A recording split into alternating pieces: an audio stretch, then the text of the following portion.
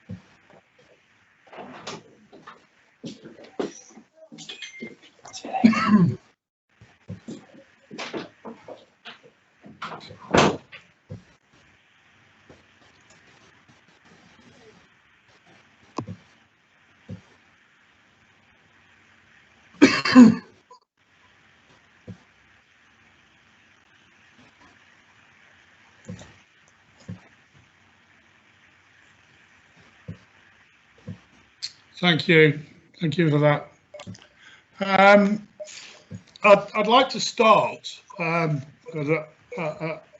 need to mention it, by apologising for any confusion over the procedural errors made over the last couple of weeks. Any actions were taken on best advice and in good faith and with the best of intentions. Following a debrief with Gareth last week on his return to work, he kind of agreed, or we were of a shared view, I guess, that the processes and policies that we've currently got are out of date and are no longer fit for purpose.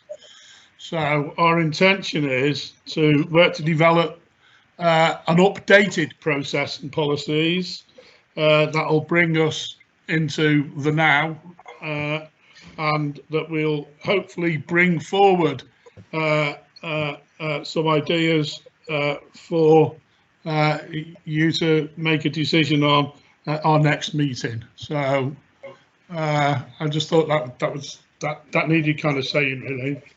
On a lighter note, the mayoral stuff is which is kind of for 18 months it hasn't been, it started to pick up. I just wanted to quickly describe something that well, it made me proud to be in Llangollen, really. I was approached by a gentleman called Robert Hyde, whose mum fell ill whilst she and her husband were staying and having a meal at Gales.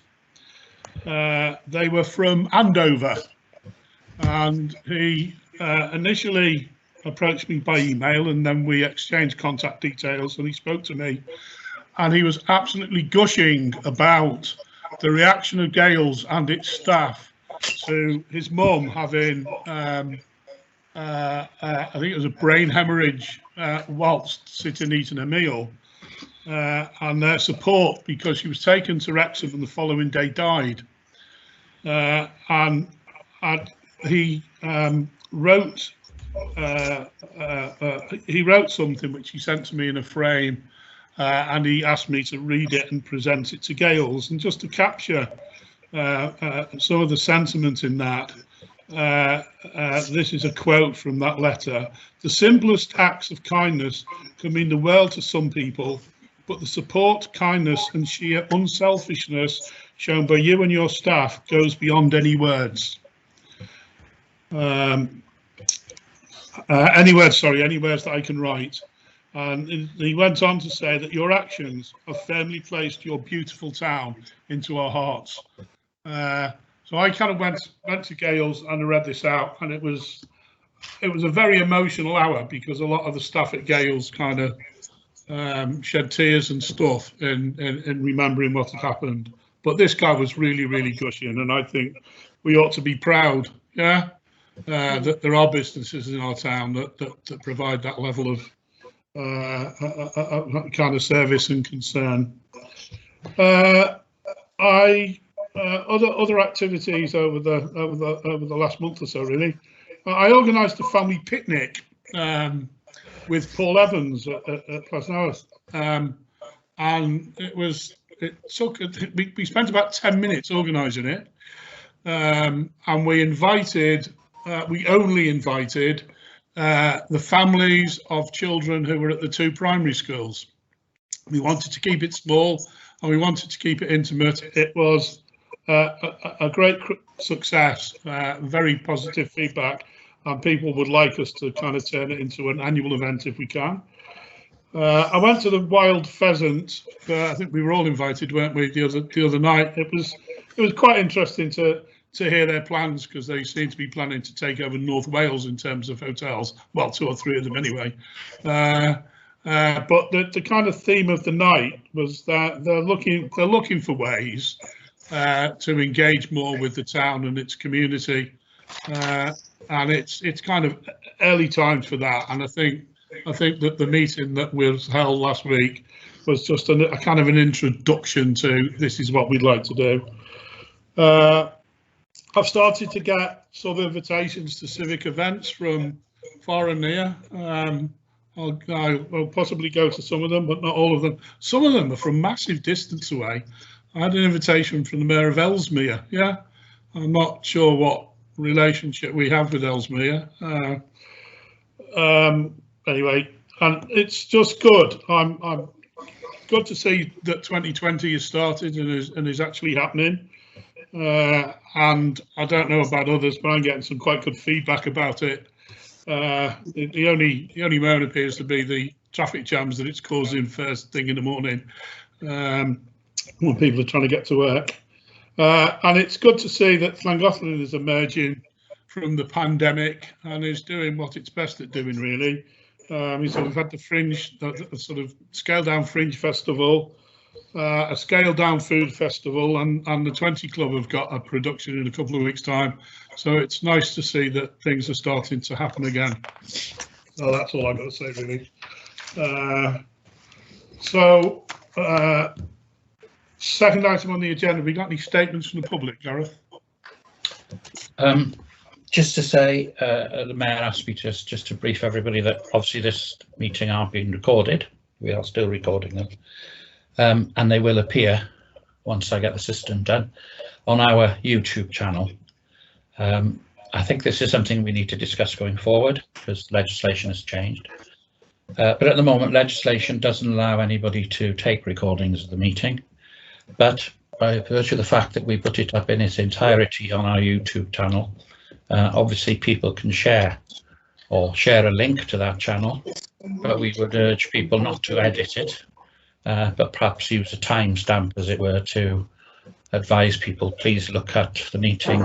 Here's the link to the YouTube channel, and particularly look at the section from 25 minutes in or something. So it's just a request, really, to be careful that you don't copy things and edit as such.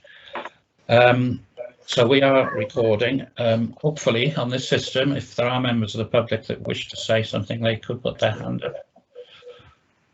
If not, we can move on to the next item on the agenda. I'll give people a second. Hands up should be on the top of your screen.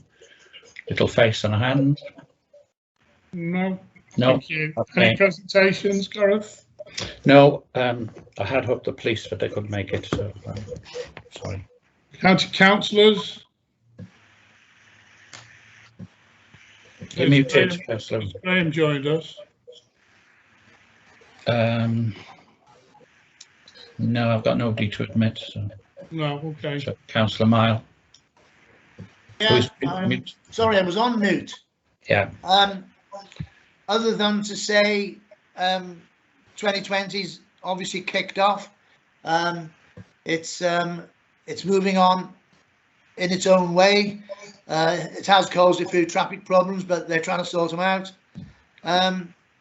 Pretty much, we've got this now for the next few months. As it happens, though, certain parts of the street will be finished earlier than others, and so there will be a semblance of normality coming back sooner rather than later. Thank you. Thank you. Okay, thank you very much. Have we any apologies for absence? No. Okay. No, just those that were missed the earlier conversations we had. Councillor Lube is possibly going to come and join us in about 5 or 10 minutes. He's due to attend, but is running late. Thank you. Declarations of interest? Okay, thank you.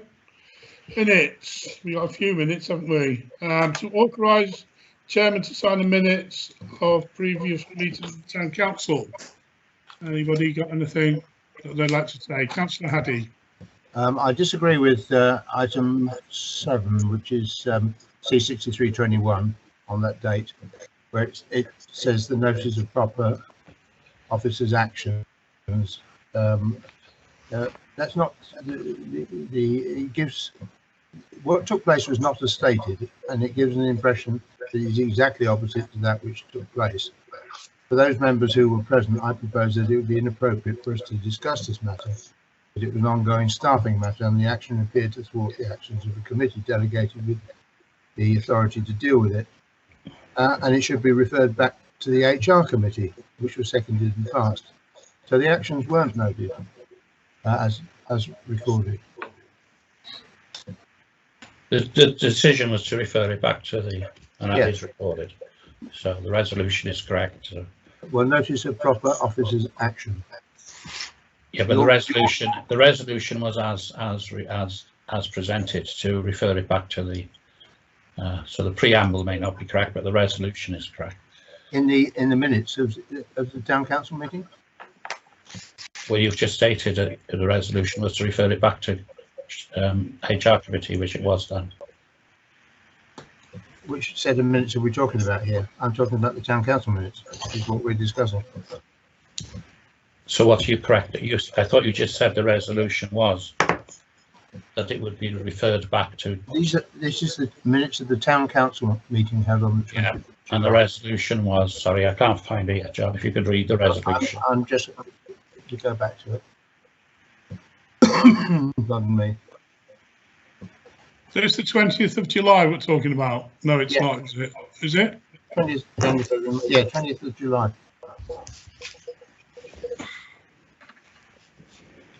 Let me have a look. The town council meeting, the minutes of. Yeah, on the 20th of July. Yeah. I'm just having to scout back to the other thing.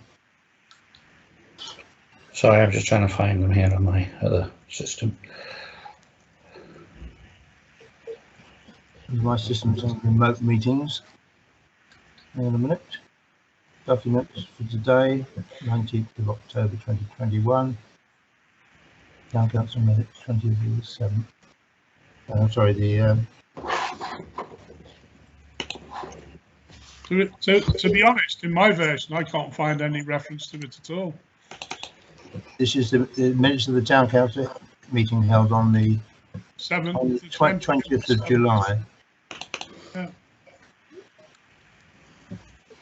Item 7.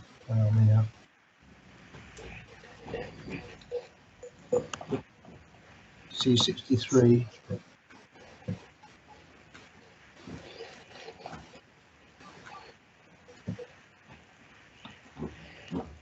I am looking at it now. It says town clerk's reports. Notice of proper officers' actions. It's the last one of that noted. It says members present. Members noted the report on actions undertaken by the proper officer. Oh yeah. Okay. I can't find that at all. No. Flip through it for the 3rd time now. It says notice of proper officer actions. Members noted the report. Yeah. Sorry. By the proper officer. It was proposed and seconded and resolved that this was a matter for the Human Resources Committee. Yeah, that's all it says. And that's what you just said, Councillor Haddy, that it was a matter for the Human Resources Committee. Okay, I'll withdraw my comments. Yeah. Okay. Has anybody like to propose those minutes? Thank you, Sheena. Anybody there? Thank you, Mel. Anybody in disagreement? Okay, thank you very much.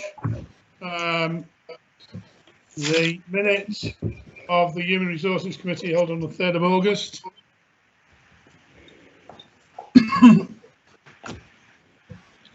Councillor Davis has proposed. No. I'd like to make Oh, a comment, sorry. if you could, please. Okay. I'm a bit concerned about this, where it talks about the significance of the email received from the monitoring officer, who stated that the process undertaken by 2 councillors had been appropriate and nothing unlawful had taken place. I'm afraid, with the greatest of respect, Chair, it's a typical pick and mix of the words. Councillor Davis. Can I finish, Chair, please? I'm not sure that the function of this section of our agenda, and I'll be corrected by the clerk if I'm wrong, is to debate the contents of the minutes. It's okay, the minutes are wrong then. The minutes are representative of the meeting. Is that right, Gareth? The minutes are wrong. Were you at the meeting? And if you would allow me to finish, Councillor, I could explain why I think they're wrong. And if they're wrong, we'll have to change them. If they're not wrong, we can carry on and we can discuss later on. So, as I said, the minutes do not reflect what is the legality or the virus of the meeting or whatever. The meeting itself was not unlawful, the actions were. So therefore, councillors are not allowed to attract charges or fees, it's in our standing orders. Therefore, the words that are used in the minutes are wrong. It wasn't nothing unlawful had taken place. In actual fact, something ultra-vires had taken place. So I'd like to take that last sentence out. The process undertaken by 2 councillors had been appropriate in calling the meeting would be a truer view of what went on. Quite simple. And I would ask the clerk if I am correct or not. Gareth, your comments? Well, the situation is correct there. I mean, the actions were not compliant with standing orders. The councillor Davis is correct. No individual councillor or a group of councillors, not being a committee, can instruct or make any instructions to anybody. So, Councillor Davis is correct on that matter. If somebody wants to propose an amendment to make the minutes more accurate, then that's what we should be doing at this stage. Can I just say, Gareth, that if we do this, and if you're telling us that we can, it will be the first time in 4 years plus that you've allowed us to change anything within the minutes of a meeting, because you've always told us that the minutes you've written, these minutes are representative of the meeting. Well, I don't think this is the place, but I did make representations that I did not think they represented the meeting, and was told to go ahead with what was presented to me. But that's another fact. So, but all I'm saying is you have understanding orders. You don't have to accept the minutes, and you can invoke standing orders and ask for a procedural change to be made. So, we have done it in the past. Would you like to propose such a change, Councillor Davis? Yes, please. Just take the sentence. Would anybody like to second that?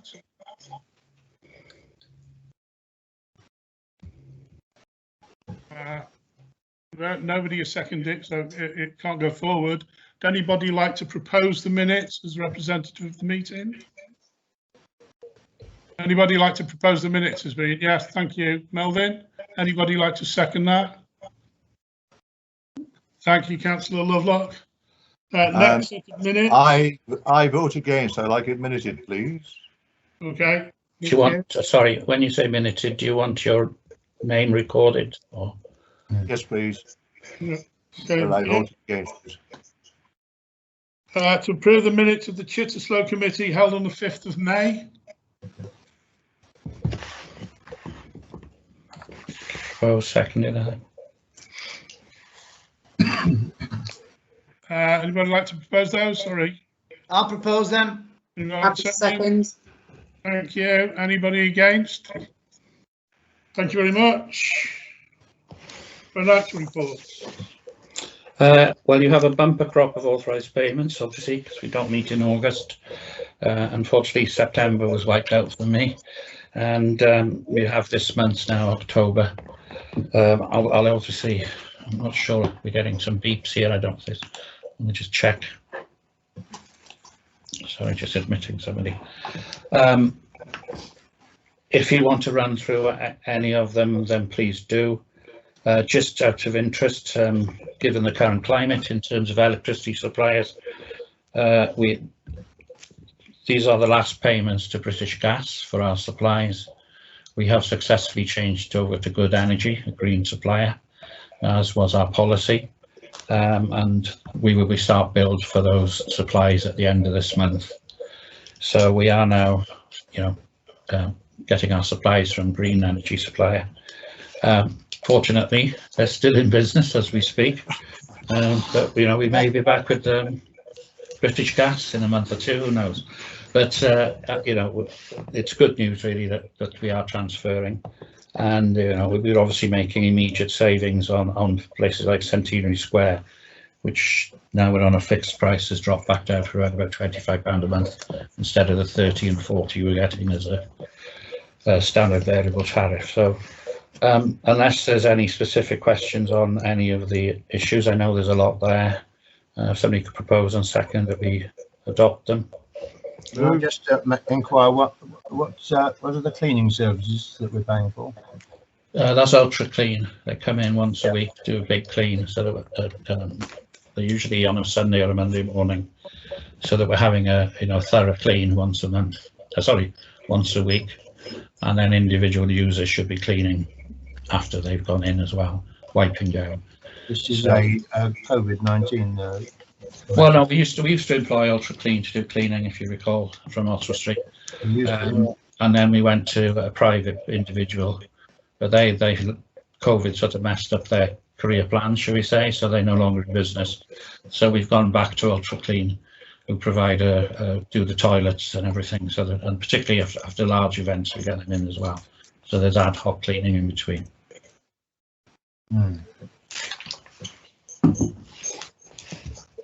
Can I just point something out, that on the top of my agenda it says the 21st of September.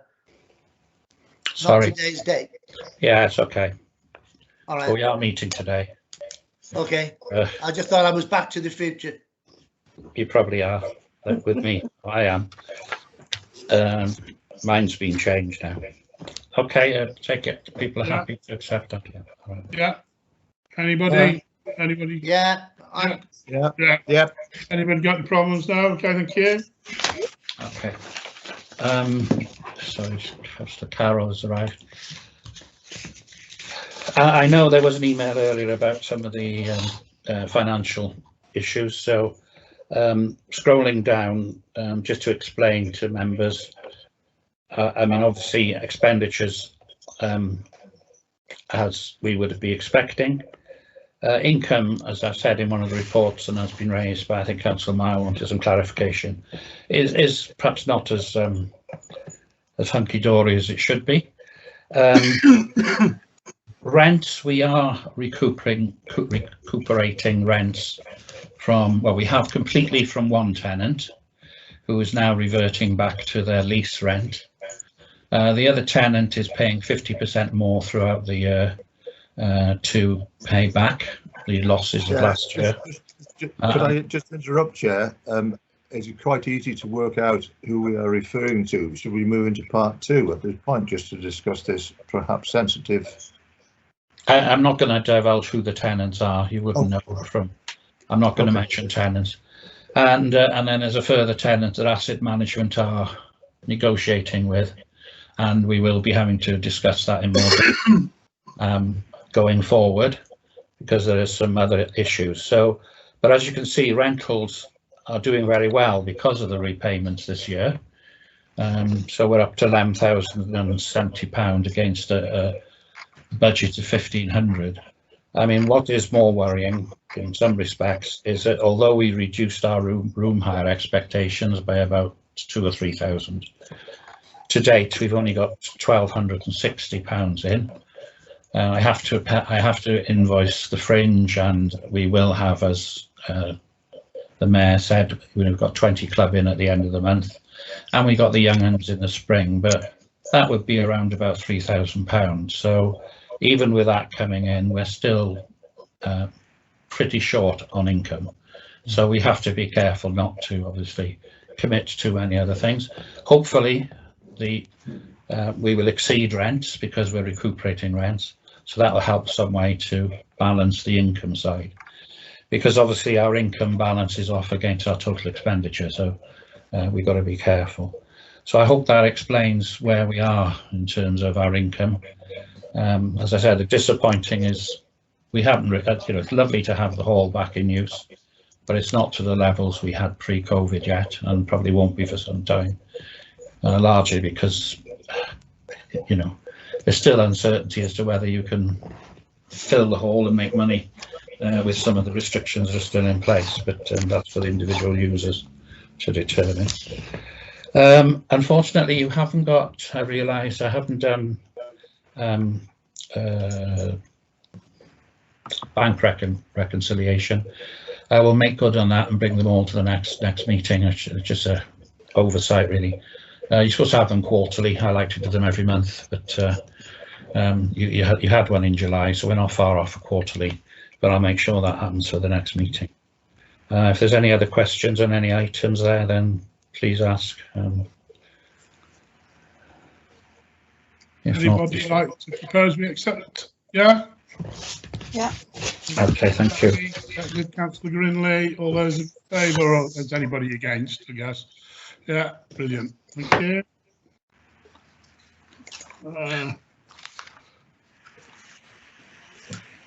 Is that finished? Financial? That's financial finished, yes. I would just, for those observant, if you on the website, you may have noticed that a notice has gone out that we were supposed to have our audit completed by Wales Audit Office by the 30th September. Unfortunately, due to COVID and other difficulties with staffing, that has not been done. It's not a fault of us. They've had all the paperwork at due time. So we've had to put a notice up to say that as of the 30th September, we have not received the official audit opinion from the Welsh Audit Office, but we have posted our accounts anyway. We've had a few questions, nothing major, so I'm not anticipating. Well, we weren't mentioned on the BBC Wales post about councils that had done misdemeanours by the Welsh Audit Office, so I suppose that's good news. So yes, just for information really on the financial side. Hopefully by now we'll have approved our final accounts, but we can't. So hopefully that'll come in due course, Chairman. Okay, thank you. Gareth, do you want to invite our guests back, Gareth, for the next item, the People's Plan? Yeah, Phil, Deo and Izzy would like to be visible again, switch their cameras on, just in case. We've invited, obviously Deo was the consultant with R4C that worked with the team towards the end of the process to upgrade the action plan, which is described in the report. And obviously Phil is the chairman and Izzy is the vice chairman and has been active throughout the process from day one, really. The plan as it stands has now got to a point where we've developed the action plan. This is the Royal We. And during the summer, after the stakeholder meetings, which some members did attend and their contribution was very valuable, really, we've gone out to all stakeholders. We circulated a document to everybody that was involved and others that we had identified that we felt should have an input. The action plan, as I say, has now come forward. We are particularly pleased with comments from Denbighshire County Council, which is in the report, about considerable amount of work that's gone in and looking to use it to promote to other communities as an example of best practice. Since writing this, it's already being used by the senior management team to reference as a reference point for others that are coming up with some suggestions in the community. Although it's not adopted, it's useful. It has been recognised by the county council as something that they're referring to. So the process as it stands, you have before you what went out to the community and sorry, not the community, to the stakeholders for their comments on the lead roles. Obviously, we've identified people to take on lead roles, and it would be unfair just to simply publish a plan without them confirming their willingness to take on those leads. There are, for example, in it, just to prove that you're getting the same copies as everybody else, some of the on A610 and A68, there's reference to digital buddies, there's reference to the kiosk in the library where LTC is put in as the lead. Well, obviously that's been highlighted, that should have been DCC. So you've got the one with warts and all at the moment. And the process tonight really is just to address the actions and those that are particularly identified to be used or be allocated to the town council to implement. There's quite a lot, as you could imagine. And then I think the second largest are Denbighshire County Council. So it's not necessarily that you're approving the document tonight, you're just endorsing your willingness that some of those leads, or if you think there's one that is totally impossible to deliver on, then we need to know that. The team then the town team will then be, well, they looked at doing consultation in the first week of December. And they will be setting up very similar to the 2020 consultation in the foyer of the town hall, and banners and flags, and there will be an opportunity for the public again to engage on the final, well, the draft action plan. And then if we will assimilate all that information, or the town team will assimilate that information and feed it back into the plan if there's any significant changes or if we've missed the mark on certain aspects. And then that final action plan will be brought back to the council, as it was the council that initiated the project in the very first place, for final ratification.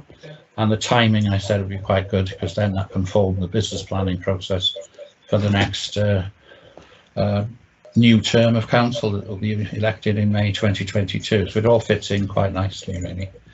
So it's as per the recommendation that, as I say, you're not adopting it tonight. You are to look at the individual actions and highlight those if you think are impossible to take on, or if you're generally happy. And then, as I say, it will come back hopefully just before Christmas, or definitely in the new year, for ratification as the final plan, following a second well, either third or fourth series of public consultation. I said Deo's here if people want to ask anything on specifics, and Phil and Izzy, although they're not visible, are around somewhere. So I guess this is the first part of the consultation. This starts the consultation process, and as a consultation with council, is that right? Well, it's really the finish of an extent. We did the public consultation and got all the. Yeah. We did 2 or 3. We did a Carrie Llangollen weekend. We did consultation around the community. It's all been mentioned before. The health centre, various places. So all that information has been assimilated. We were going to go and have a quick check on that before COVID. COVID upset that. We've had the extra stakeholder meetings throughout the summer months with key stakeholders, so that's further consultation. That was during the day so that people in work, because it was 2 stakeholders, could interact with us. And now it's all gone back to every one of those stakeholders, and as a stakeholder, key stakeholder, obviously because it's your plan, or ultimately would be your plan, you're being asked to look at the leads, and then a further 4th or 5th, I think it will be, process of consultation be undertaken with the community, and that will come back then following that. Comments, Councillor Huddy. It seems to be quite comprehensive and thorough, and may well point the way to the future. However, bearing in mind the council does change in May, I don't know how many existing councillors intend to come back, but this really does commit the next council to this council's wish list. So I think we need to be a little bit careful not to encumber the incoming council is something that is very difficult to follow, however laudable. I'm just exercising a word of caution, that's all. John? You're muted, John. You're muted, can't hear you. I know. Sorry. I know. I'm presuming that this is a reference document as opposed to a plan that has to be followed. Am I right? Well, there was the original visioning document that was some, I don't know, 40 odd pages large. And this is the assimilation of what the town team researched and found, all the consultation that was undertaken, all the comments.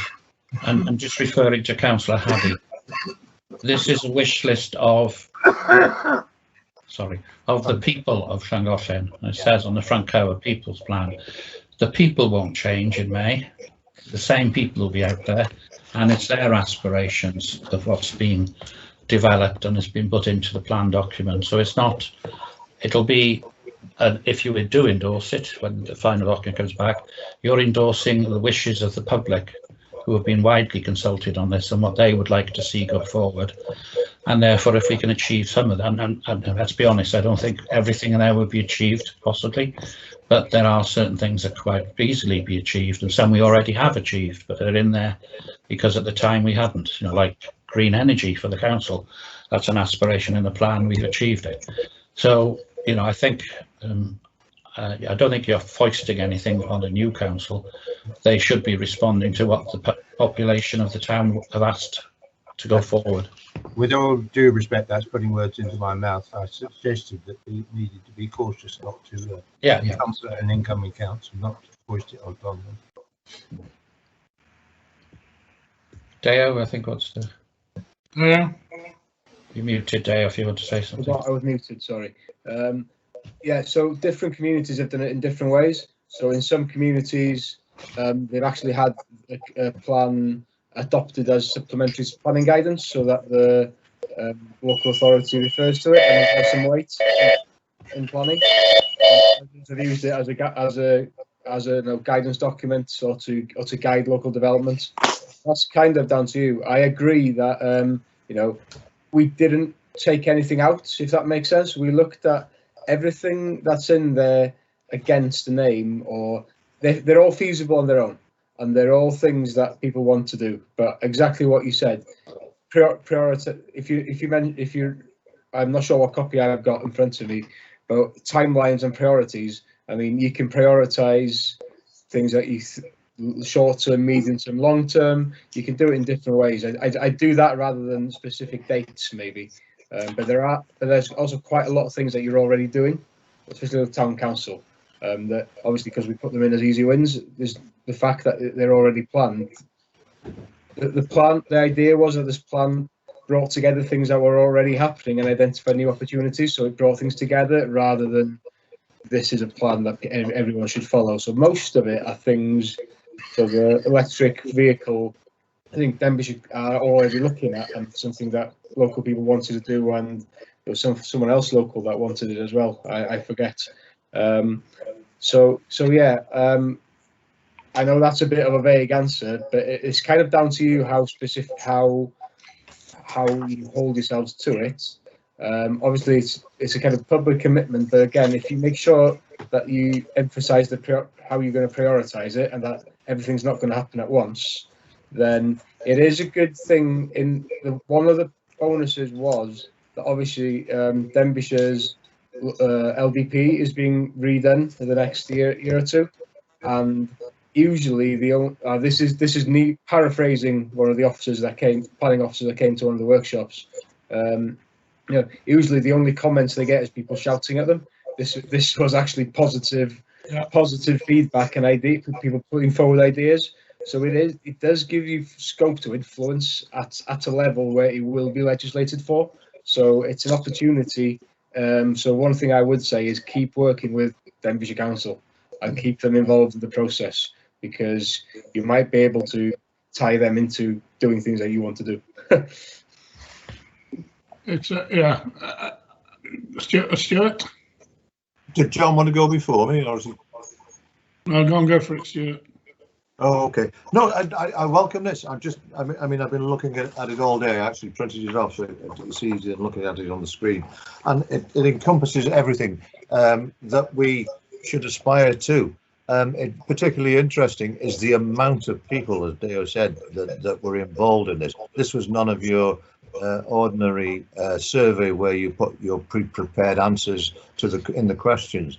This was the people of Llangollen saying, this is what we want. And I particularly like the improvement of the Riverside Park feature. That's part 3 of what I started back in 2004, and something that we should get going again. It does everything that we want to. And the other interesting thing, I know you think I'm bragging, referring back to 2004, but we were in a time then when we had access to Objective 1 monies, which made life a lot easier. And of course, this government has now come out with big money project money.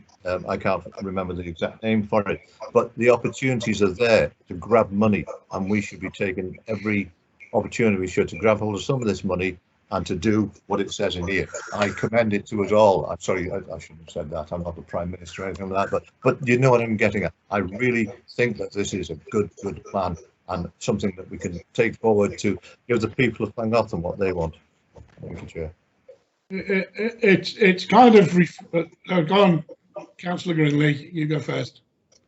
I was actually endorsing a bit of what Stuart said, that when you read through it, the good thing about it is the number of ideas that are coming out. Yes, that's not to say they're all going to come to fruition, but they might lead on to other things. And the fact that it's lots of different people giving their ideas is one of the best things in it. I've enjoyed reading it. I also enjoyed reading your foreword in Latin. yeah, that my foreword is in Latin because when I was presented with the document, I hadn't had an opportunity to insert anything. I will be doing that over the next couple of weeks. Yeah. I just thought you recognised how intelligent we were. Yeah, I mean, so obviously, it's my education when I was a lot younger. Latin, I often drift into. Yeah. Councillor Lovelock.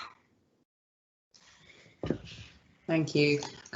Really, to echo what others have said, a real pleasure to read and a very accessible document. So I think it will really prompt some good conversations in this next round of consultations and going out to the public.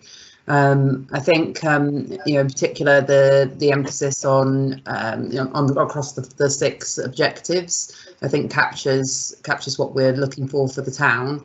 I do have the concerns that Councillor Haddy raised around what we do at this kind of period in terms of the transition between the 2 councils, this council and the next council. So I would agree with that point. I guess in terms of just a couple of observations, when we to pick up on Deo's point about Denbighshire and lobbying, when we started up with the Shape My Town plan, the clear intention was to influence the LDP, and so I do wonder just the extent. If we look at the LDP, it's often about how spaces are used within towns, so whether there's kind of additional work that might need to come out of this in terms of a bit more thought about those spaces to actually influence what's captured. The report as it is a balance of space and actions, so just whether there's maybe a bit more work to be done on spaces. For example, the part around parking, we know that there is conflict in parking usage. So how can we move that forward and look at what spaces we want to use? And we've done, as a council, we've done some of that work previously back in 2017, those discussions. But absolutely, we should then use it to lobby the DCC as we go into the next round of the LDP process. The only other comment was just whether some of the analysis, from the Business Improvement District, whether that could be brought into it. Not that the conclusion was to not have a bid, but there was quite some useful analysis in the the reports for the Business Improvement District about the types of businesses that were already in town. I absolutely value that the town, and recognise the town has got a big focus on tourism within the town, but there is 160 or 180 businesses registered in town, and that bid document captured the breakdown of what those kind of businesses are. So just whether it might reflect that diversity of businesses which go beyond just the tourism ones and retail that's on the high street, might add additional roundness to the approach. There's a lot going on. There's a lot of changes going on with kind of ways of working, and to look at opportunities to build on what we've got, and use the kind of hub idea that's captured to meet the needs of those wider businesses as well. But overall, fantastic, great. Alvin, you've got your hand up. Yeah, thanks. Yeah, I mean, endorse everything that's been said. Great, good. It's a good job. My only the priority for action. Okay, we've got years 1 and 2, and then years 3 and 4 schemes. I mean, that's a big commitment. There's an awful lot to do in years 1 and 2, and whenever years 1 and 2 started, I mean, we said we've already done some of them, like the green energy and even the parking, sort of electric parking. There's going to be by next March there'll be 4 on Market Street car park and 4 up at the Eisteddfod. But I would hate to commit this or any council to a time scale of doing these. There's an awful lot to do here. Great to do it, but it's over a period of many years, I think. That's all. Thank you. Thank you. I can come back on that, and I understand where you're coming from. I would recommend that there is a timescale of some kind on it, because unless people are held to something, then things tend to slip and everyone leaves everything and everything. But on the other hand, I totally understand where you're coming from, and I would say there's another part to this process, again, with the town team, and there's something something to review closer to the end. So exactly what you said, when it is kind of is ready to be adopted, that you look again at those priorities, because hopefully by that time you'll have a better idea about the financial environment, what schemes are about, what funding's about, because they're changing every month at the moment. So I agree that should be one of the final things that you look at, is just before you adopt it, look at what is feasible and realistic to prioritise at that time. So that might be after Christmas. That might be when the new council comes in. Depends how you want to run it. Yeah. Anybody else? Chairman, Phil Robinson's had his hand up. Go on, sorry, Phil. I don't think he's visible. I've missed you. I'm sorry. I think he's only on audio at the moment. Phil, are you there? Might have to have a Phil seance, I think. Phil, you're muted, Phil, if you're trying to talk. No. Perhaps if I said what I was going to say, and Phil can come in at the end if he's about. It is. Sorry, Chair, could I just say, pick up something? I mean, 22 is on the cover, so obviously it starts 2022. 4 years. We did. The team did look long and hard at how many, do you do long, medium, short term, long term? So they went for a simple A and B. But as the recommendation says, hopefully we would assimilate this into a business plan for the town council, and realistically say, well, we obviously can't do these next year because we haven't budgeted for all of these. So, but we can do those to low cost, or those such as influencing decision making, and ensuring that we drive forward the climate change agenda and make sure that planning, consultations that we offer address those issues. So that there are things we can do without a cost. Those with a cost we probably have to build in for future years, and some of the ones identified, say for year 2 for us, may end up as year 4. But you know, I think it's not cast in stone, but it, you know, as Dale said, if we just left it as an open-ended plan, there wouldn't be any impetus to do anything. So that's all that's up, Chairman. I was going on to say that it's a really positive, can-do kind of document, and Robinson's arrived, by the way. yeah, it's a document that's laudable and well done, and thank you to all of the people that have put into it. It's interesting listening to comments, some of the words that people are using, aspirational, yeah, descriptive, the comprehensive nature of the document.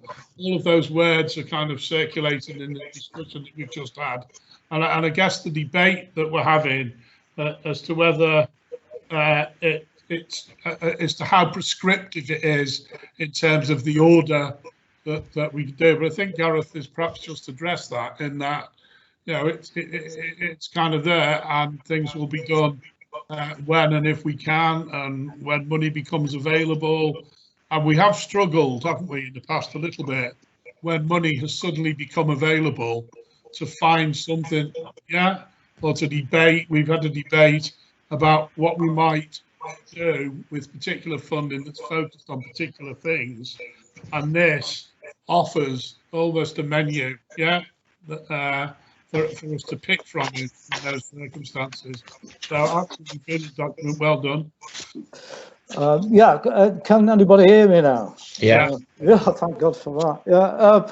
Yeah, thanks for all the positive comments everyone's made. That counts tremendously towards the work we've done. That's a great thing for the team to know, and obviously I'll pass that on. I just agree with what the Mayor has said about it should be seen as a thing we can do as and when the finances allow.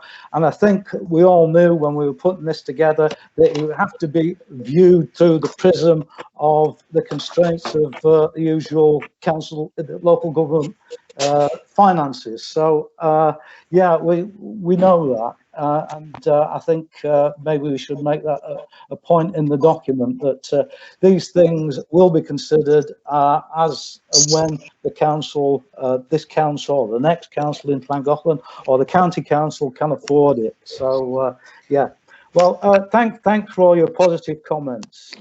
That's great. Thank you. Cheers. Thank you, Phil. Yeah. Anybody got any further comments? Right, so we have a resolution, ladies and gentlemen, recommended the Town Council endorses the work to date on the action plan and considered those actions identified for which the Town Council would have a lead role. Anybody got any problems with that as a proposition? Yep. Anybody like to propose it? Yes, please. Yeah, Councillor Haddy, Councillor David seconded. Anybody got any problems? Right, okay, thank you. That's everybody. Councillor Cheminade? Yep. Were we going, I had wondered whether it was worth, as part of the this next stage of consultation, whether we might have a town council working group to provide feedback into that next stage in a formal written regard, capturing the comments that we've made, but in a more formal way, so they can be captured alongside the further input from town council. So I was wondering if I'm proposing that idea, if anyone wants to second it. Anybody? I think we've done all. Does anybody feel it's, yeah, Melvin? Yeah, well, yeah, why not? I mean, you know, we've heard it tonight, and we've seen around. No, we've had the sorry about the phone. But why don't we do that? I mean, you can get a working group, or we can have one of these meetings of ours where, you know, we used to go to Riverbank. All of us went to Riverbank. Let's do something like that and discuss this plan. It's very important for the town. You know, it's the menu for what needs to be done in the town, isn't it? Why don't we, let's give it a good airing as councillors. Thinking on it, it will give us the opportunity to kind of further discuss it in detail and add a more in-depth endorsement of the plan, I guess. Yeah. To capture some of the comments that we've said tonight. Yeah. What we need to be cautious about, of course, is not to double up and step on the toes of the group that's currently doing. Yeah, I mean, I would say it's not our plan. Yeah. Not at all. Yeah. Not at all that. Yeah. Can I just say I agree with Councillor Haddy there. We've made a decision tonight. We've had these papers now for a weekish. We know what's in there. We've said what we need to say. I think let the group get on with what they're doing. Good. They've done a good job so far. Let them carry on with it. So I agree with Councillor Haddy. I don't think there's any need for the group. Thank you. Anybody else got any comments? Anybody feel that we meet again? I guess I made a proposal and it sounds like it's been seconded, but I guess just to clarify, it certainly wouldn't be looking to undo any of the work, or it would only be suggestions in a as all feedback from the next stage of consultations will be then taken by the group and considered, and some no doubt taken forward and incorporated and others not, but it's very much it would be very much our considered input that would then be formally submitted to the group and then taken forward, or not, if as the so there is a proposal to be made. Councillor Palmer. Can I hear what the proposal is? Yeah. Because it's got a bit jumbled. That the proposal is that we have either a whole council, and this is for discussion. We can either have a whole town council informal working group to develop written feedback, or a smaller group that then brings it to the written feedback to the town council. Anybody like to second that? I thought I did. You did. Okay, Melvin. Right. Those in favour? No, not going with it. Sorry. Okay. Sorry, Robin. I'm guessing though that as well as councillors, we are also members of the Llangollen community, so we will have the opportunity, during the forthcoming process to add our views to the document. Yeah. Indeed. That'd be right, Phil?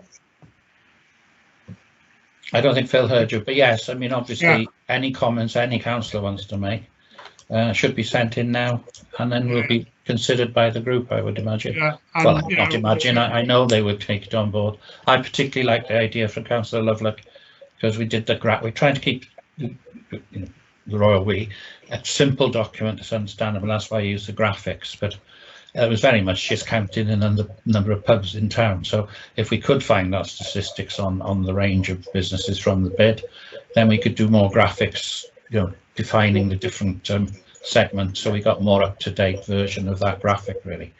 So yeah, I think that's taken on board. And consultation workshops will be the first week in December, is that right? Correct. Yeah. Yeah. Okay. Okay. So we have the proposal, which will be we haven't find it again. Well, you have the proposal based on the recommendation. Just trying to find it, Gareth, to read it out. Yeah. The recommendation is that I'm sorry, I've moved on. The Town Council does the work to date in the action plan and considered those actions identified for which the Town Council would have a lead role. Anybody like to propose that? Yes, please. Yeah, Councillor Grinley, Councillor Davis. Anybody against that? Okay, thank you very much. Okay. Next item, Chairman, is another quite lengthy document, but I won't be reading. Please know I'm not going to read it to you. Obviously, things have changed as they do with coronavirus, and we are now being in level 0 for some time. And I think the word on the street is we're going to be at level 0 at least till the new year, because of, as you can see in the report, there are still issues. It's a variable feast. 1 minute we're decreasing numbers, 1 minute you know, things are going up again. And from personal experience, I urge people to be very careful, because things can happen very quickly and you don't realise. What I've done is updated really the earlier risk assessments we've had to do at the different alert levels, which we agreed, and they've really been divided into the town hall, the offices, and how we conduct our meetings.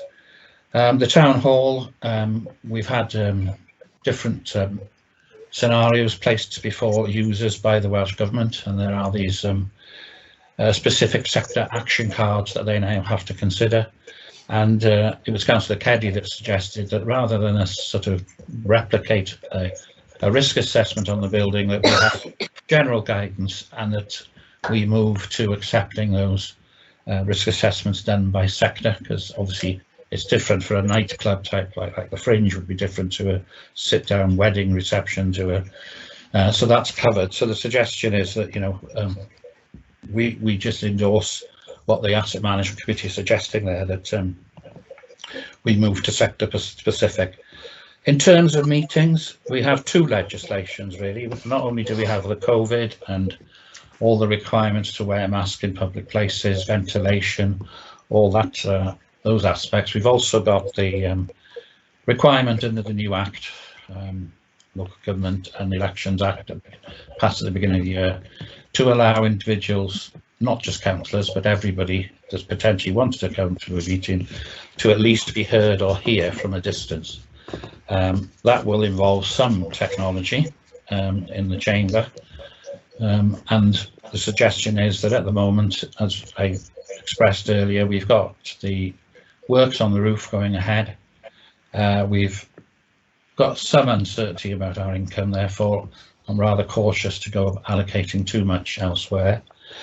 I know from John Grocott of ACS Technology, our IT guy, he's just installed a system for Canmawr, and that's come in at about £5,000. And what he's experienced is you can do small systems quite cheaply, but once your number of people in a room get bigger, things increase. There are other ones you can imagine now, almost, well, it was daily when the announcement was made. We're getting all these bigger companies coming in with things way over £6,000 as solutions. So the suggestion there is that rather than have to sit with masks, if we were face to face and had some system, if we did have one, you know, very much the guidance is that you come straight in through one door, sit down, do the meeting, wear a mask, leave, and go out the other. So it's still very much, you know, how can I say, methodical system we'd have to adopt.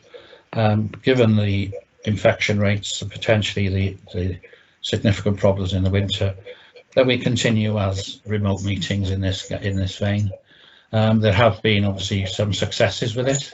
We've had a lot more interaction. Like tonight, we've got quite a considerable number of the public. So there have been positive benefits in those aspects.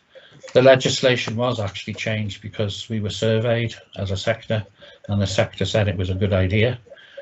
So it's difficult now that we've been given this opportunity of legislation.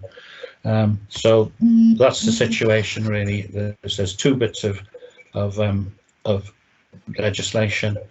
This has worked. Not everybody, I mean, even at the beginning, I didn't particularly like this format, but it, you know, we had our teething troubles.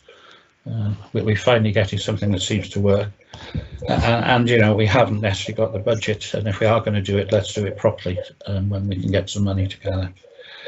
On the office of the staff, as you know, I've been popping in and out occasionally when things are allowed, and we have to now do a risk assessment based on the guidance of level 0. And that's included in the appendix, and a lot of that is about the fact that both I'm sure she will mind, Charlie and I are of an age we're in a higher risk category, and both of us, one of us, particularly me, more vulnerable than another in a vulnerable category. So there are limitations on what we can do. But one of the things, again, of mitigation or eliminating is perhaps looking at the room layout. So what we'd like to do is move the office staff into the little side office, get the photocopier out, the cupboards out, everything into the bigger office where I sit. We found a little bespoke counter for about £400, which we just wrap around the front of the office door, so that we have a proper reception and an area for people to come in. We can leave everything, you know, windows drawn, curtains, blinds up, people can come in, and then it would give a more safer environment, because it's not just for now. Obviously, we've got to live with this every year, and it's not going to go away. It will be, a winter prevalence fit during the winter months, so we've got to get the arrangements right going forward. So the suggestion there is, as I say, that we do some slight alterations to make it more bespoke areas for staff and visitors, and obviously the chamber is separate again, and there are arrangements in place for that. So I say, not to prolong everything, because it's quite a long agenda and we don't want to go over our 2 hours. The recommendations are that, again, endorse the emphasis placed on the users of the town hall to assess the risk through the sector-specific action cards. This reduces the onus on us to be checking on them all the time. Continue to meet remotely, but make provision in the budget for next year so we can get the chamber to allow compliance with the Section 47 of the Local Government Election Wales Act. Adopt the risk assessment, recognising its implications on the town card officers, staff and meetings, and then authorise the purchase of a new counter and screens to achieve a safer working environment for staff and visitors to the town council. So those are recommendations, and it's obviously to be compliant with the Health Protection Restriction Wales orders, which are still in place, Chairman. Anybody got any? Chair, can I just ask, I've got my hand up, but recommendation D, how much does the clerk think we're going to be spending at that point? Well, like I said, we found a small desk on sale, brand new, about £400, and then the screens to go on top are what, £30–40. So all right, we're not talking thousands here. No, we may need a small room divider, so hopefully keep it fairly low cost. But it is giving that protection to the staff and to the public that come into the office. So. Thank you, Clerk. Councillor Palmer. You mute, John.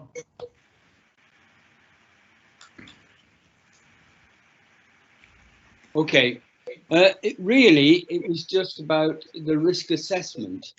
It seems to be based on a hierarchy that is quite, to a certain extent, simplistic, in that if you aggregate some of the lower level protections, they actually provide a lot more care for the people that are being risk assessed. So whereas you have stay at home at the top of the hierarchy, when you look down the hierarchy, wearing masks, being behind screens, and keeping distances, you aggregate them and it changes the risk assessment to a large extent. I just wanted to comment on that, because the risk assessment tends to be going down the hierarchy as opposed to aggregating elements of the hierarchy. Thank you. Anybody else got any comment? Right. Anybody like to propose that we accept the recommendations? Yep. Councillor Davis. Anybody like to second that? Councillor Mile. Anybody against recommendations? Okay, thank you. Right, we have a run of consultations down.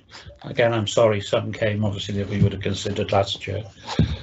The first is the Boundary Commission Wales initial proposals, and I think the most obvious thing is the map, which quite clearly places the old Glyndŵr into what was the old Montgomeryshire.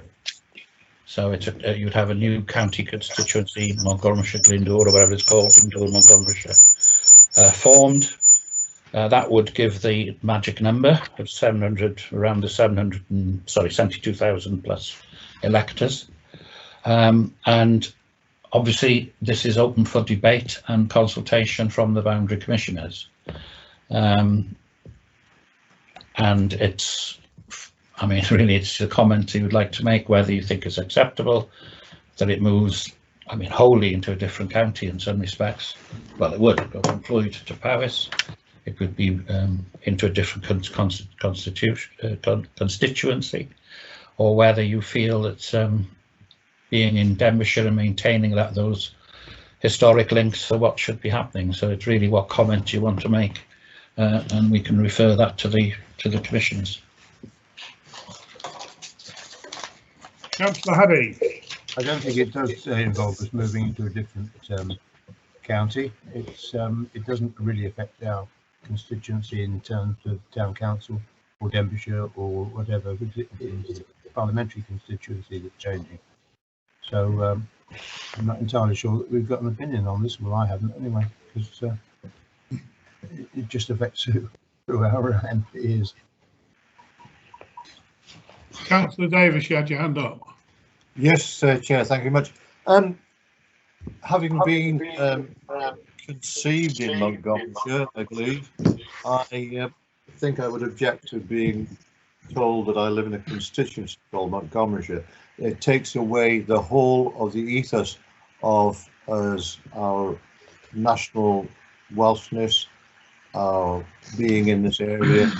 I think it's I don't think it's right. No, okay, if I get it right, I think I'm asking a question here. Montgomeryshire, Kevin, Duffin, Clwyd, Chirk North, Chirk South, Llangollen, Rural, Corwin, Llandrillo, Llangollen. Why don't they do something along the lines of, and I have said this before, by the way, why don't we do something along the lines of Wrexham? I think would be a better idea altogether, but there you go. Councillor Palmer.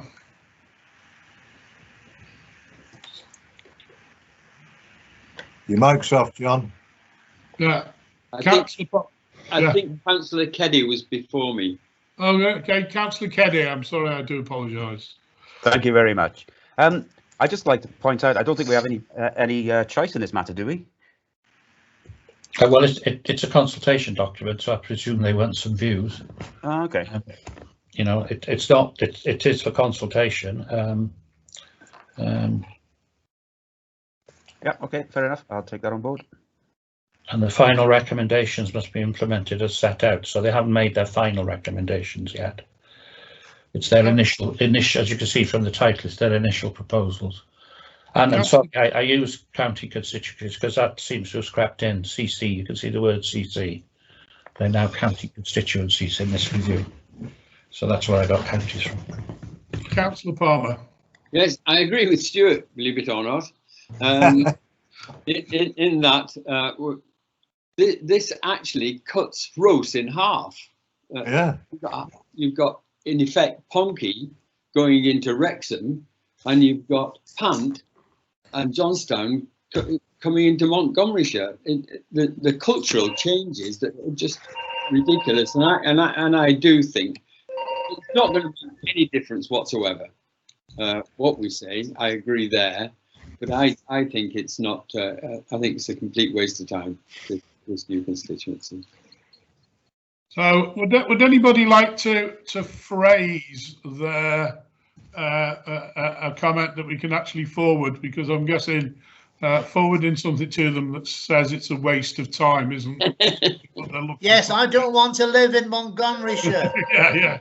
There's nothing wrong with Montgomeryshire. Councillor Carroll has his hand up. Sorry, Councillor Carroll. Somebody's not speaking. Turn their mics off. Just a quick one.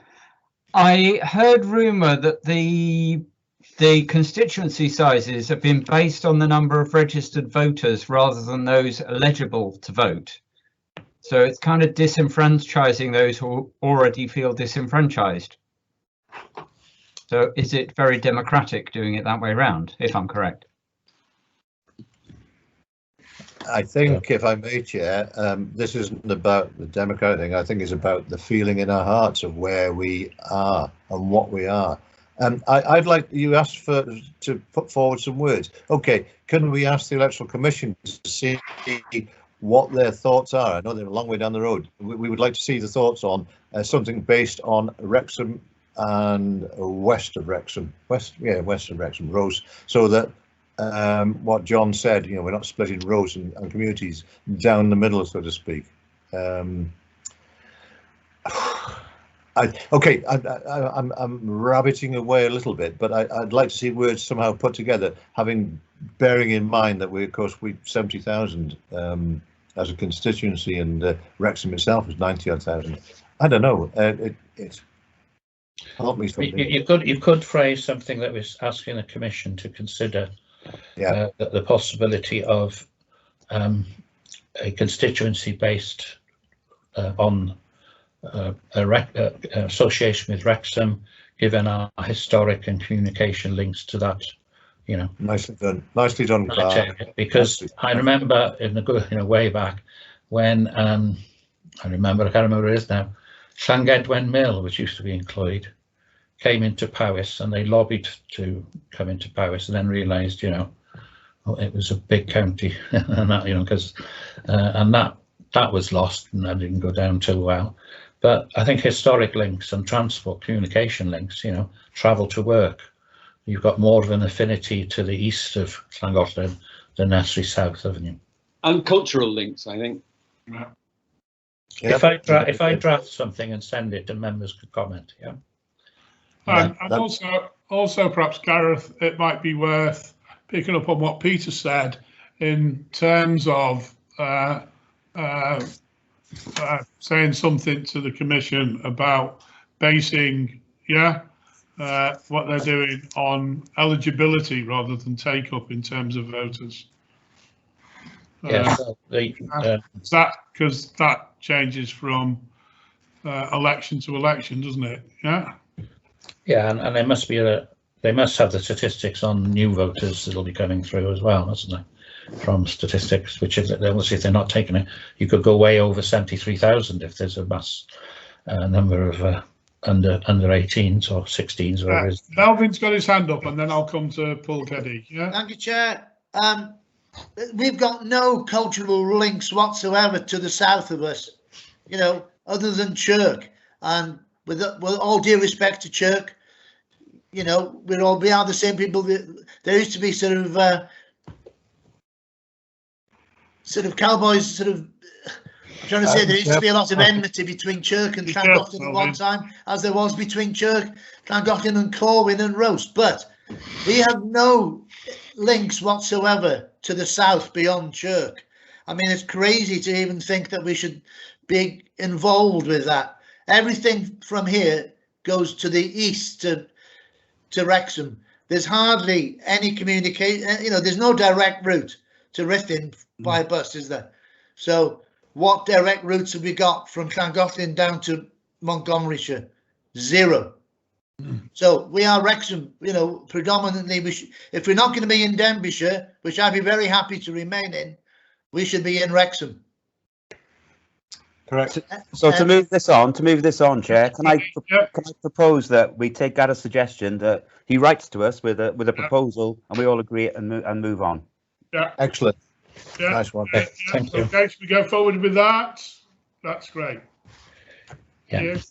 Next item, the draft annual report. Much the same from the Independent Remuneration Panel, except they've changed from a very simplistic A, B, C, D grouping, which was on our precept, to looking at the electorate. So obviously in this instance we would fall into a group 3, and it shows therefore the types of payments we need to make, whether they're mandatory or what's the word I'm looking for, optional. I say we don't have to make the decisions now because we normally adopt the final document in May, but for budgeting there is one element which is new, which I think we need to have a handle on really, and that's the new determination 48. that each council could decide to introduce an attendance allowance for members. The amount of each payment must not exceed £30. Now, this would be optional, and bearing in mind, you know, it's £330 a meeting if you go at the top level that would be paid, times, you know, 11 meetings plus the committees. It is just short. If you were to get to the position next year that you wanted to have an allowance payment, then that would increase the precept. Well, we'd have to look at increasing the precept by £6,000 to cover that. Obviously, a lower amount would be less. So I think we need a steer as to what the view of members are, whether you wish to take some recognition of payment for attending a meeting or not. And if so, about what level, so that we could put it into the budget process, so we have the resources next year. If you finally decide it, it's all a bit back to front. We have tried to say this to the panel. They seem to present their draft after the budget's or around when the budget's been set for the following year, and you don't approve it till the year after. So, but apparently it's based in the legislation and they can't change that timeline. But I think it's important that we just have a look at this meeting, please, Jane. Anybody got a view? Yeah, Chair. Does this or Gareth perhaps, does this payment apply if we're doing online meetings? Yes, because you've attended a meeting. Okay. It's your time given to attend. I think it was there in the past. I think it's a big lobby from the South Wales councils for this. I hadn't heard about anybody in our Clwyd area who's suggesting this, but not that there's anything wrong with South Wales councils. But you know, I think it was quite it happened there that you got paid, largely because of nature of shift work, I suppose, and the things like that. Anybody got a view? Councillor Davis? Yeah, Chair. If I may just tell a little story. A relative of mine used to work in Wrexham County Borough Council, and in the early days, councillors were paid on attendance.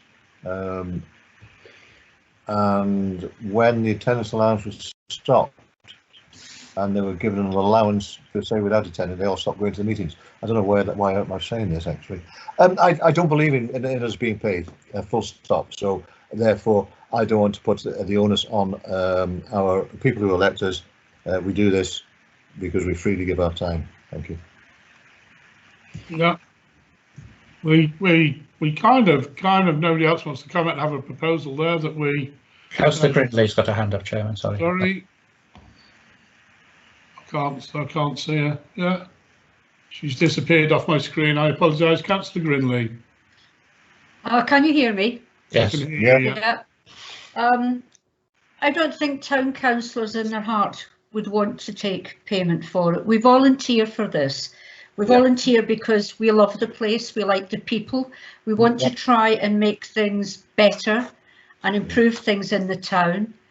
I think if somebody came on for it looking for monetary rewards, you could never really match the hours that some councillors over the years have put into it.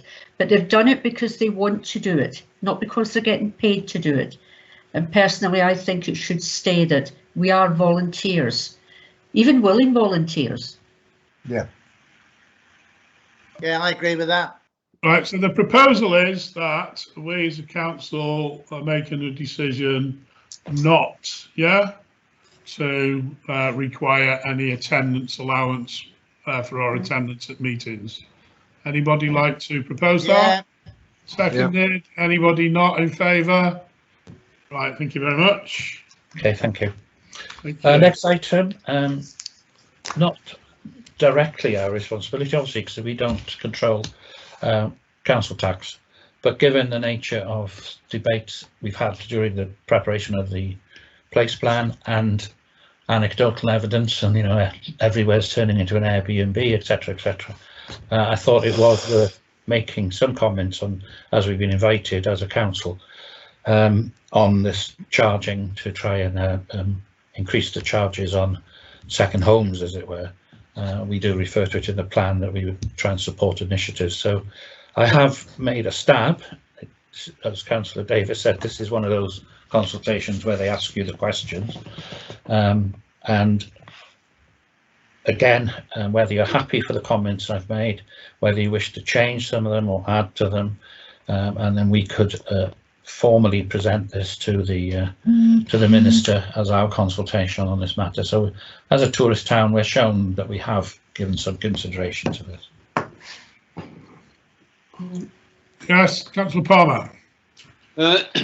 Yes, I need to query this first, but as I understand it, number 7, what are your views on the current criteria and thresholds for defining property as self-catering accommodation and liable for non-domestic rates? As I understand it, it's reasonable at 140 days. As I understand it, it has to include 70 days of actual letting out of the 140. And I would propose that's increased to 90, so that at least the places are getting used. Because I know from personal experience, younger people, more recently, houses have been going so fast that people aren't even getting viewings because they've been sold before they can get a viewing. And many of them are going as Airbnbs and holiday lets. So I would say increase the number of days, possibly to 90, of actual letting, so that it changes the threshold. Okay, thank you. Any comments? Councillor Mile? Point 10, about what are your views on the eligibility of self-catering accommodation for small business rates? Really, we haven't got much in there. It just says they are businesses, and if charges increase, ... Sorry, well, yeah, I mean, sorry, I was trying to point the point that if you're eligible for that rate relief, you should pay whatever the rate, whatever the threshold is. You can't on one argument say, well, we're just a house, and then go and apply for small business rate relief if you fall into the bracket where you're claiming for it. Sorry, I didn't make that clear. Right. So if you're eligible for it, you have to class yourself as a small business. You can't be one or the other, can you? Yeah, it is significant. Just walking around town, I was doing a mail shop for something a couple of months ago, and noted the number of houses now that don't have a post box, and I was a bit confused by that. And then somebody said, no, if it's an Airbnb, you don't have a post box because you don't want any post. Yes, you don't need a post box. And also, so that kind of got me thinking. I then went on the Airbnb website and put Llangollen in, and there are, as has been pointed out, an increasing number of houses that are becoming Airbnbs. And I'm guessing for me, the biggest impact on that is that it kind of steals away the housing stock from the people of Llangollen who might be looking for a first home. It seems that every time a one down or two up, two down comes on the market, I've got one next to me at the minute, and the greatest interest is from people who want to turn it into an Airbnb. I don't know what the answer to that is. Just a bit of spelling correction, Gareth, sorry. On fine. Just number 12. Yeah. Second word to the end on your comments. It's Welsh, not well. Oh yeah. Sorry. Councillor, I'll have to learn to speak Welsh. I mean, that was very difficult to answer because we're talking about inanimate objects affecting the Welsh language, but that's why I've just put as above for the second one.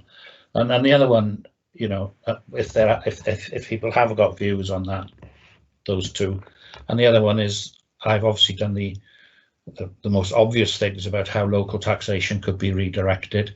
If anybody's got any other ideas we could add there, that would be useful. When does this need to go in by, Gary? Well, not said, a couple of weeks, I think. 17th November. Right. Councillor Lovelock. Thank you.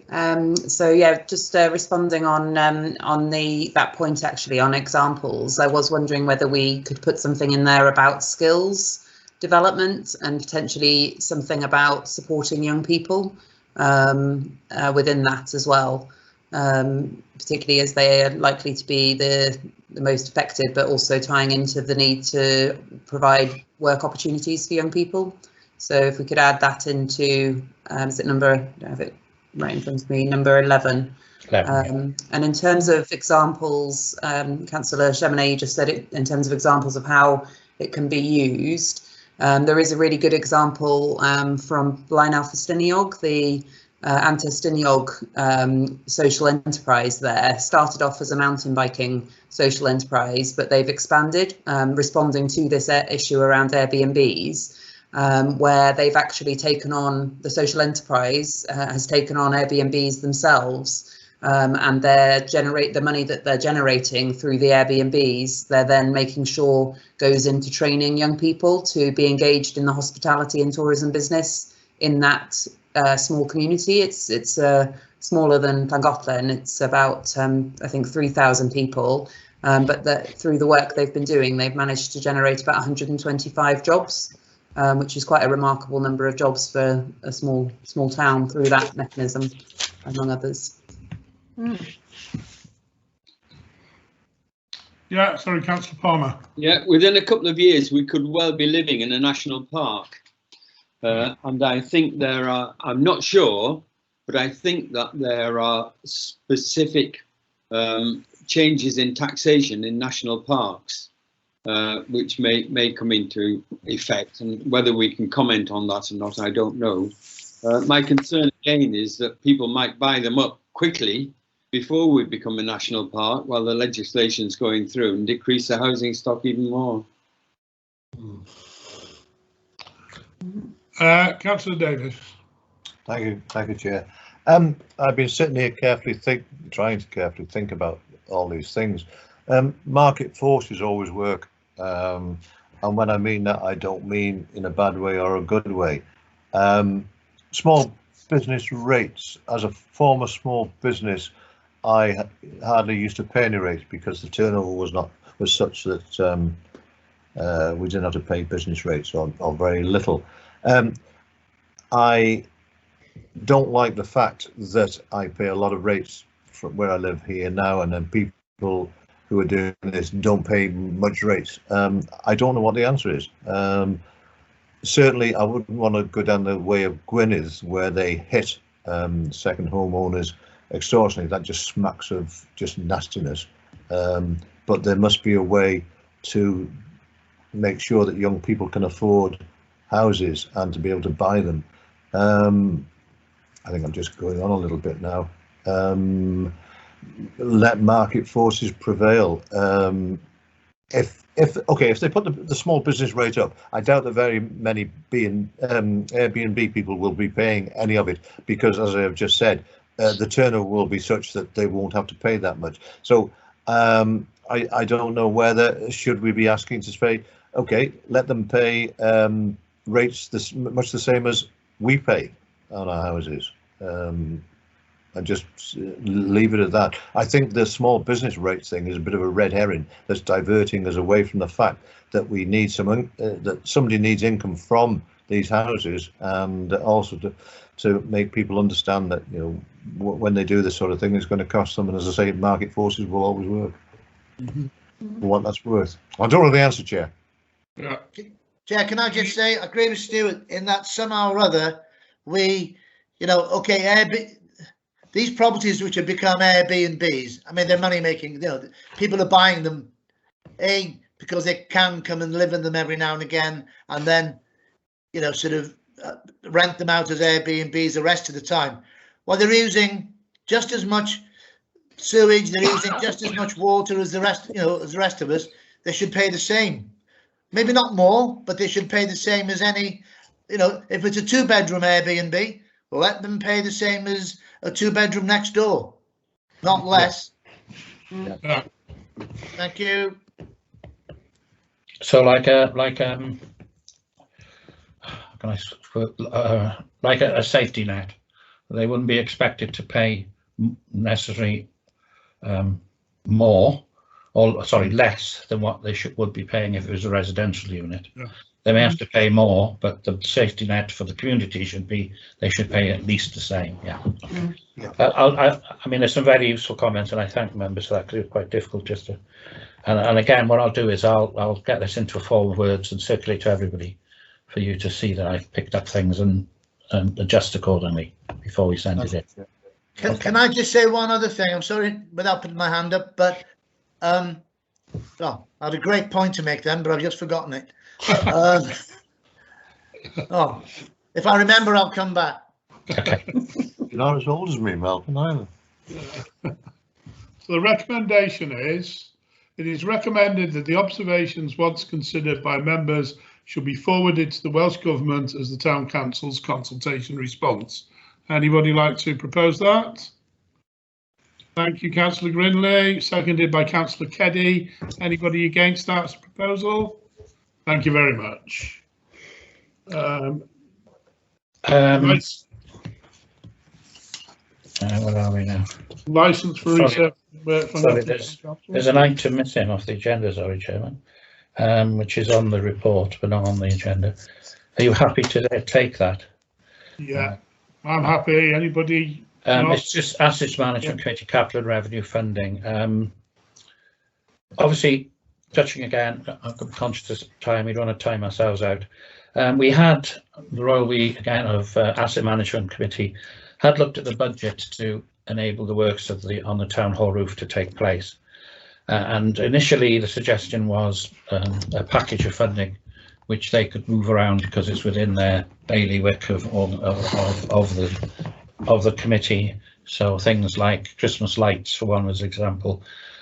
We weren't necessarily going to do a renewal of Christmas lights this year because of all the works was going on, and we felt we could take some of that money to assist with the funding of the town hall, taking some from reserves. Two elements of that was, originally one element was to come from the town council's financial cost centres, and that was to be the non-domestic rate costs code, because we've had a reduction. If you recall, we had a reduction last year, so whilst we budgeted for a full year, we got a reduced code, a reduced amount. And the other was that we've paid our insurance after having it revalued, and that's come under what we'd budgeted or put a budget provision in for. Unfortunately, but fortunately on the other side, because of the works on the highway, we started putting our Christmas illuminations early because we used a cherry picker to take down the catenary wires off the bridge because the lights are being changed. And lo and behold, we started to check the illuminations and they've all decided to fail, all but one, which I said isn't surprising. We got them. We were hiring second-hand stock when I got here, then we bought the second-hand stock. So they must be about 15 to 20 years old. So I think they've done quite well. Therefore, what we're asking here, whilst it normally would be the purview of the asset management, as this meeting was taking place tonight, I've contacted a few lighting companies, and we've had a price from Blash Air, who provided the original lights, to supply a one-off hire for this year only, to give us more time to address things going forward. It's also the end of the contract for the putting them up, so it's an opportune time to reconsider next year. But to do those works, we would have to buy 5 illuminations. We've got one we can use. So then the other annoying thing is the Nadolig Llawen one has failed, and apparently you only get a 2-year warranty on lights. They're only up for 12 weeks in that 2-year period, but you only get a 2 because we may have damaged it ourselves when it was in store. And so anyway, so we will use one of the cross streets that we've got at Barclays, and then we need 5 others. And we've gone through the higher stock and found the cheapest in essence. and they're what I would describe as meteorite tails. So they will start at a point and then you have a burst out either side of the road. Fortunately, the town hall, we managed to get the decorations up on that. So this will allow us to have decorations in town, obviously. But to do that, that means we can't pinch money from the Christmas illuminations budget. So the new recommendation is that we via, as was requested, 5,000 from the NNDR and the 1,500 from the insurance costs. And we're asking, again, Royal We of the Asset Management are asking for that to happen. But also a further 3,000 from the elections cost code. This would replace the 3,000 we were going to take from Christmas illuminations to allow us to carry on this year. The primary reason is if anybody was to resign next month, we're getting to 6 months before the election, we wouldn't be allowed to hold an election, so we would automatically be in a co-option situation. So we won't need after next month, and by the time all the processes have gone through, we would not need that money that's been allocated. So, because the elections will be in May, so you're not allowed under legislation to have an election within 6 months. So that means that is free. So the recommendation is that, and then with the money given back, as it were, to asset management at Christmas and lights, that we then purchase just one-off illuminations, well, not purchase, hire one-off illuminations for this year. Anybody got any comments? So we need to be brief now. It is 7:45 and we've got another 2 pages on our agenda to go. Move. Councillor Keddy. Yeah, just a quick one. Putting those figures together, 5,000 from here, 3,000 from there, 1,500 from there. Is that correct then? There's 9,500 to hire lights. No. We put the 3,000, instead of taking 3,000 out of assets management cost centre for lights, we will take that 3,000 out of the election. That 3,000 then goes back in to the Christmas lights, because obviously we've got to hire a cherry picker again now. Because that's happened, so there's extra cost, and then we will be charged. It's just over 1,000. I think it's 1,300 after that for the hire of the lights. That's much more reasonable, Gareth. No, we're not spending 9,000. No. The recommendation is there, as written down. Anybody like to propose it? Councillor Keddy, seconded by Councillor Grinley. Anybody against? Thank you. We need to be quick over the next. Next one is fairly straightforward. Next one's straightforward. The license has come. I sent it was quite a large document. So I've asked GHP Chris Scott to have a look at it. He's happy with the content and therefore authorised me to sign it. So we've got an official license in place for the works. We're still lacking a plan, but we can chase that out. Anybody proposed? Seconded? Yeah, Councillor Davis. Thank you. Anybody? No, fine, thank you. Next item is to cover potential cost of £500 that the Human Resources Committee don't have authority for that cost centre. You will see from the budget we're already committed on fees and charges. So I suggest that we would, if this is required, that we would authorise a virement from reserves to cover any costs going forward. So the recommendation is that members are wary of how they do acquisitions and comply with regulations, and that that you consider how to fund it. But my suggestion is if you allocate it in reserves, it can then be transferred if needed. Thank you. Councillor Davis. Thank you, Chair. You know my feelings on this. I'm not going to go over it again. I had a conversation with the monitoring officer, which was prompted by your call to him way back in whenever it was. I am of the opinion, after speaking to him, that we will not receive a bill. So to get out of this sticky situation, can we defer this and ask the clerk to contact the monitoring officer to see whether there is a bill coming in or not? And I think my observation on that would be that the request for funding isn't just for the £250, and I agree. I've had a conversation with the monitoring officer. We're unlikely to be billed, but it was a potential cost for their involvement, and we did need their advice. Part of this is to prevent the situation from happening again, to provide, as well as the £250 for a meeting, a further £250 contingency money in case going forward we need further advice on any issues with regard to HR, because often they're immediate, Stuart, and which was the case here, and kind of going through the process of things going through full council wouldn't have addressed the immediacy of the need for advice.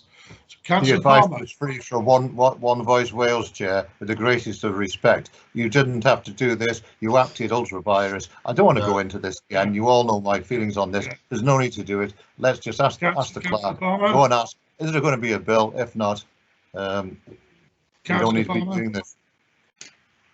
You're muted, Councillor Palmer.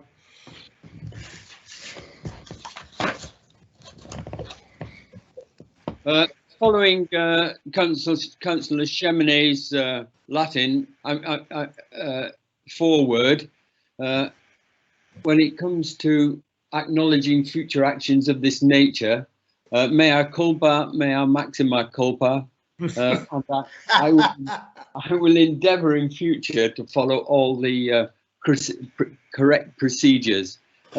One suggestion, if I may put it forward, the training budget has £1,000 in it. Perhaps it comes from that. Civic events, I don't know what that's for, but there's 1,500 in there that may or may not be spent. So I think there are opportunities to via from other.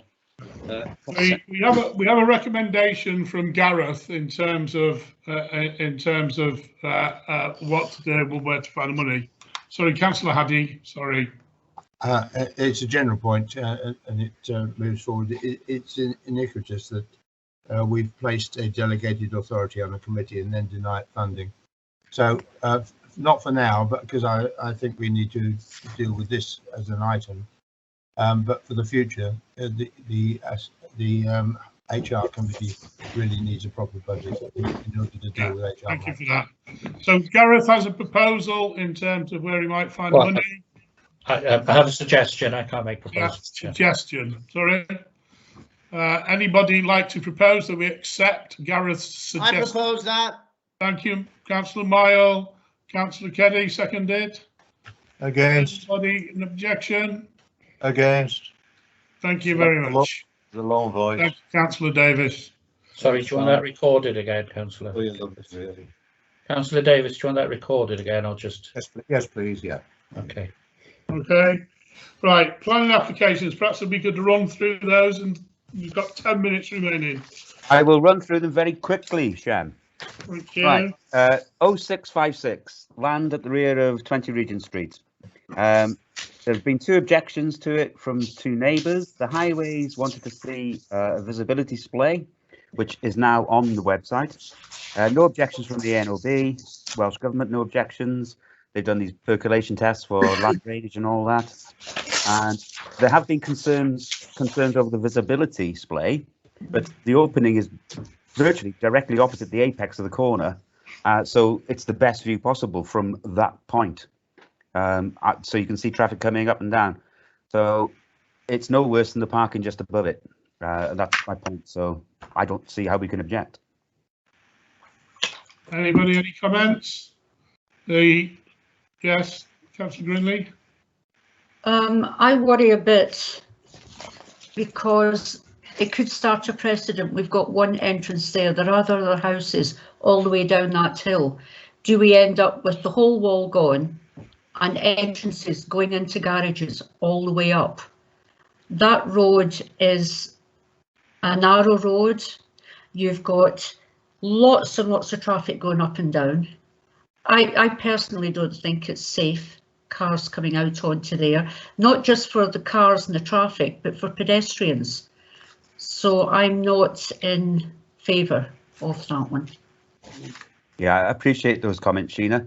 The lay of the land prohibits a little bit more going on a bit further down, because I don't think there's enough land behind the wall to do what they're doing. So I've got a feeling it's just going to be a one-off on that one. But again, it's a possibility in the future. Mm. Yep. Councillor Palmer. I share those Councillor Grinley's concerns. I drive up there regularly, and it's that corner's terrible, terrible, particularly for pedestrians. Yeah. Councillor Davis. Yeah, thank you, Chair. I didn't want to prolong this, but just further up the hill on the right-hand side, the new bungalow there, it came up when I was in post. The traffic people said doom and gloom and accidents and all the rest of it. It didn't happen. People are careful. The entrance has been addressed by whoever I saw on Councillor Keddy's missive to us. So I don't see anything wrong with it. I propose that we say aye. Thank you. What? Are we accepting it, or would we like to accept it with the reservation that we would, that we would have a worry that it might, I can't think of the word. Set a precedent. It might set a precedent. Yeah. Yeah. Yeah. Okay. Chair. That's okay. Can I ask Councillor Myler? I'm not quite sure. My planning law is quite old now, but I'm not quite sure you can consider other, the what ifs. All right. Okay. Yeah. What we may be able to do is write separately to the planners to say there was also a general concern. We have to consider this on the merits of this application. Yeah. And if the highways say it's achievable, then, and I understand exactly what Councillor Brindley's saying, but you can't what if, that's okay. So the proposal is we accept it. Anybody like to put that forward as a proposal? Thank you, Councillor Davis. Seconded. Okay, that we're not seconding a proposal that we go forward and accept it. Yeah. Yeah, so we're rejecting it. Okay, thank you. So the next application 0748 is exactly the same conservation area. I guess that's it. So we have to do the same thing with that, really, I suppose. Yeah. Okay. Flynn, Trevor. There's been no objection from CADU or AONB. There's a lot of alterations to the house and the pool house, but the works they're just cosmetic. Like they're taking a window out and putting a door in, or they're taking the door out and putting a window in to make it more of like a holiday let. So there's no overall impact there. I can't see how we can object. Minimal impact. Any comments? Shall we propose that we accept that? Yeah. We don't object. Yeah. No objection, Chair. Okay. Yeah, no objections. Yeah. 0902. Avondale Grange Road, erection of a summer house. Now, I did put in my notes here, I didn't realise it would need planning, but Stuart did tell me, and one reason, and there is another reason. It's closer to the public highway than the house is, which is why they need planning. So it's just like a large garden shed, as I put in my notes. Any objections? No. No objections, thank you. Excellent. Down by the golf club, not the Vechen, whatever it is. Fairly. That's it, yeah. No objection from the ANOB. It's like a semi-detached two houses next to a listed property. Oh no, sorry, no, got the wrong one. That's the. It's to Deathville, isn't it? It is, yeah. It's neighbouring Deathville. So it is, yeah. So that is the right one. And basically, they want to put a slope roof on the back, a slope roof extension on the back, which could be seen from next door, but it doesn't affect the the listed building, which is very close by, if not almost adjoining. So again, can we object on that? I propose we don't object. Yeah, okay. Anybody? Okay, thank you. Next one. Lovely. The last one now, 0982. It's works to the trees by the flats on Lordie Mill there. These, because it only came in yesterday, I haven't had a chance to go down and have a look, but it's a removal of 3 sycamores and an ash tree, and then pruning other trees and reshaping. And then all the saplings that have grown on the riverbank since the flats were built have got to such a height now they can't see the river from the lower flats and apartments there. So they just want to clear it all up and make it good and clean. And haven't they been working on the Ponsonby car park anyway? That's further up, John, sorry. That's where they're making egress and access, aren't they? So it would be something similar, presumably. Well, no, this is to allow the flats and apartments at Lower D Mill to have a view that, well, get their views back to when they bought their properties. Right. Councillor Lovelock. Comments, Councillor Lovelock. I think that's just clarified. So it's not about the park. It's the land in front of the flats themselves. It is exactly. I do worry about that. Two notes. One being kind of protection of the riverbank and removal of vegetation along the bank. Whether you see all along that stretch how the higher river levels these days are really taking the bank away, and by removing trees that are there is a risk that could exacerbate that or make it worse. Actually, sorry to cut in. Yeah. The trees are further back. The trees are actually in the front gardens. It's the saplings on the riverbank that they're worried about. So, and if that does happen to erode, it just erodes their fence away. That's at the bottom of the flats. Yeah. So I would, on that ground, keeping as many trees as possible near the riverbank would, in my experience previously as a water resources engineer, that would be a good thing to keep those trees in place. But secondly, then in line with our climate and ecological emergency plan, that whether we want to be actually removing trees to look at views. I think the bigger picture is trying to plant trees, not take them away. Yes, I do agree with that. Yeah. So the mood of the conversation seems to be to oppose this application. Yeah. Would that be? Yeah. Yeah. Anybody? Loss of habitat, which is, as Councillor Luck says, we have declared a climate emergency. If you let people go hacking around trees, it does not very good. Now, Gareth, we are 1 minute away from 8 o'clock. Is there any provision for us to agree that to give it another 10 minutes to finish the business? We didn't start till 4 minutes past, so. Okay, that's fine then. So let's go. It's not a lot for me anyway. I mean. Planning correspondence. Yeah, because you just note the planning notices. Correspondence, only one from HSBC. They are now introducing fees on our account as of this month, and well, everybody's account. It's obviously going to have an effect, but because we are not budgeted for fees, but it's only, I think it's £5 a month for the next 6 months, £30. But just note that's something that will happen. There are other fees for checks and handling, so we've got to try and stop. There's only one person that pays by check, so I'm going to have to try and move from that. And bear in mind, under our climate emergency with the action plan, we are looking to move to a more ethical bank. The ones we identified aren't taking new members at the moment, and it probably makes sense now because of signatories to wait till May 2022. To get new signatories in, otherwise it's a nightmare doing all this. So just note that we will carry these fees until we can get to a new bank. That's all, Chairman. Okay, thank you.